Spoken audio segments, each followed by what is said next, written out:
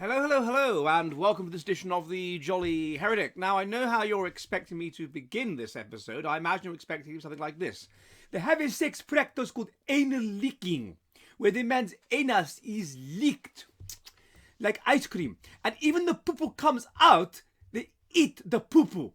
But I won't be doing that because it's a very serious subject and there's absolutely no reason why we should begin it in this way. And now that we are coming to the end of Sex Week at the Jolly Heretic, the one practice that you have asked me to look into the evolutionary psychology of is anilingus, or rimming. And that is what I have attempted to do. Now, to my surprise, I can find no encyclopedia article on this. I can find no research that looks into the correlates of engaging in it. In fact, there really doesn't seem to be any research into the evolutionary psychology of rimming whatsoever. So I thought that's quite interesting. It's something which needs to be done, and perhaps I shall research an encyclopedia article on it. So watch this space. But anyway, so anilingus, sometimes spelled Anilingus because it comes from the Richard Kraft Ebing. He was the one that first kind of wrote about it in his book Psychosexualis. So it's spelled in the German way. Is understood to be the kissing, licking, and sucking of the anus. Now, obviously, these kinds of, as Gordon Gallup has pointed out, these kinds of practices, whether it's anilingus, whether it's fellatio, whether it's cunnilingus, whatever, were quite rare until relatively recently in the West because people just weren't clean. People didn't bathe. And of course, they talk about them in the Kama Sutra, but people were much cleaner then. But we went through a long phase in Western countries of not being very clean at all. And so people didn't clean, and so people would, of course, not want to engage in such practices as this. They would be revolting. But of course, now we are much cleaner. Most people will wash every day, and so that's the first, I guess, reason why they've become more prominent. Secondly, I guess the dangers of such practices, with all kinds of diseases becoming endemic. In the 19th century, it would have brought out a strong sense of disgust and a strong sense of being very, very careful around other people's bodies and what you do with them and so forth. And so any practices that might previously have been engaged in would have been strongly culturally discouraged, and just discouraged for basic reasons of mortality salience and this making you high in disgust towards other people. But now we have seen in the last certainly 70 years or so a flourishing of all of these kinds of practices, and one of them is anilingus. So what are the reasons for anilingus? Well, the first, in terms of the person that receives anilingus, is that the anus is an erogenous zone. The anus has all kinds of nerve endings in it, which is why if people get hemorrhoids, they can be so extraordinarily painful, because the anus is an extremely sensitive area of the body. Both homosexual males, lesbians, and to a limited extent heterosexuals engage in anilingus for this reason. It is pleasurable to have the anus stimulated because of the high numbers of nerve endings in the anus. Now, obviously, it's not a very healthy practice. You have to be the person's anus has to be very, very clean for you to safely engage in this practice. From feces, you can get all kinds of stuff. You can get shigellosis. You can get basically polio. You can get parasites. You can get hepatitis A, B, and C. You can get gonorrhea and other sexually transmitted diseases. Shigellosis, by the way, causes dysentery. So it's a very unsafe practice in prison, but of course it will make the partner feel pleasure. It will make the partner feel happy, and so it will create a sort of bonding. And so therefore that might be a reason why it might be engaged in. As I understand it, in prison, tossing the salad, as it's known, is a way of paying back favours and so forth to a dominant prisoner. So that's the first half of it. It simply causes pleasure to the recipient.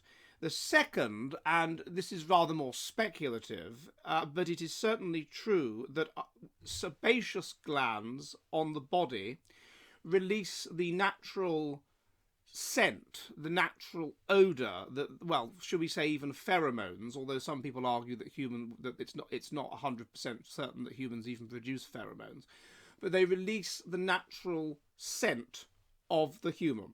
And there are certain areas on the skin, by the ears, by the armpits, and also in the anal area, the circumanal area, that are very high in the sebaceous glands, and therefore release the natural scent, the unique scent of the individual in question. And research has shown that a great deal can be, although, I mean, dogs, 30% of their brain is about decoding scent. With humans, it's only 5% of the brain. So our sense of smell and what we can do with it is nothing compared to a dog. But it does mean that we would be able to discern from another human's scent things that would be attractive to us, such as their genetic similarity to us, such as their level of genetic health, such as their gender, such as their fertility level, that sort of thing. And so you can completely see how, if you were wanting to understand the potential compatibility of a partner without having, with yourself, or the potential fertility or whatever of a partner, then sniffing their anus, and thus by extension anilingus, so that they get something out of it as well, would be a way of doing that would be doable in a society where people increasingly are relatively clean. So assuming that person is anally clean and has wiped properly, then such an activity would cause you to be able to discern subconsciously a great deal of information about them and whether or not they were the right person for you. So that, I suspect, is the second dimension to anilingus. I'm not going to talk about whether it sort of correlates with sociosexuality or whether it correlates with life history strategy or anything like that, because I simply can't find the research. The research remains to be done. But that seems to be what's going on, and it makes sense if you compare it to what dogs do, where dogs will greet each other and they will sniff each other's bottoms, which will of course be relatively clean because the dog keeps its anus clean with its dog tongue. And around about the anus there are these sebaceous glands which release information to other dogs from which they can tell whether they've met the dog before, how high the dog up is in the hierarchy, what sex the dog is, what status the dog is, what breed the dog is, all kinds of information that they will want to know about the other dog. Whether the dog's going to be a right laugh or not, whatever, they can find that out.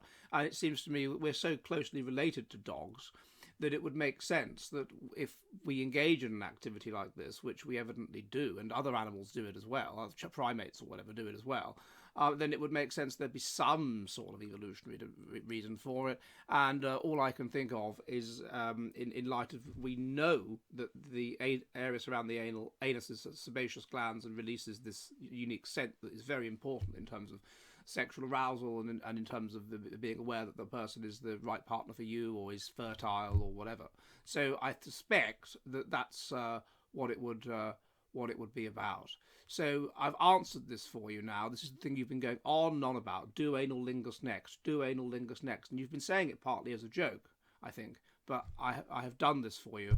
I have looked into it, and those seem to be the evolutionary reasons for anilingus. So I hope this has been of interest to you. And goodbye.